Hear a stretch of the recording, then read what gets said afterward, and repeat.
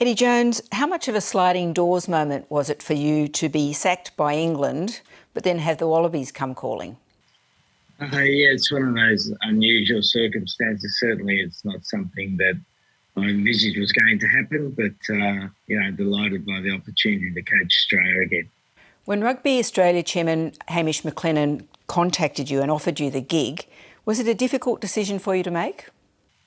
Look, I had to put some thought into it. Obviously, taking over a team at short notice has its advantages and also has its disadvantages. So I had to weigh all of that up. I had to work out, from a personal point of view, whether I was ready to jump back in again because, getting sacked is not the most memorable experience you have.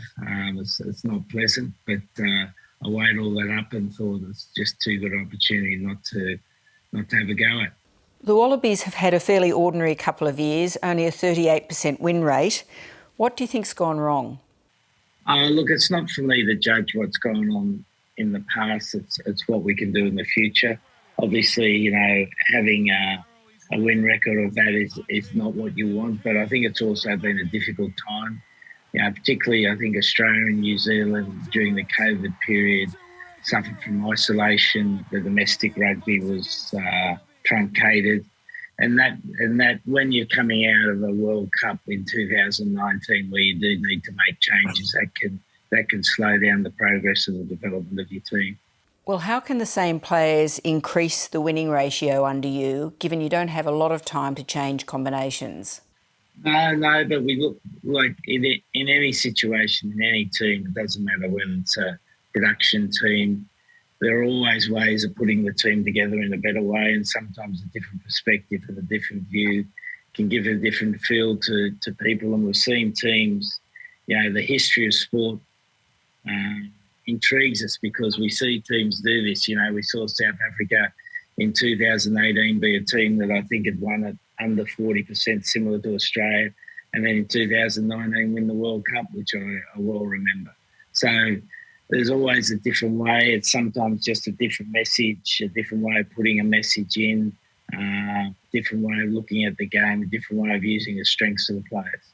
Well, talking about South Africa and their transformation, have you had much of a chance to look at the Matt Giteau law and whether we need to open up to overseas players as South Africa did? Well, that certainly is going to be a discussion point we're going to have with Rugby Australia.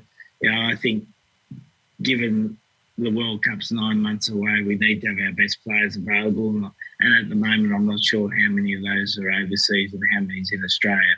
But that's certainly something we need to assess. You said you plan to win this year's World Cup and do it by bringing back the Australian way of playing rugby. What does that look like?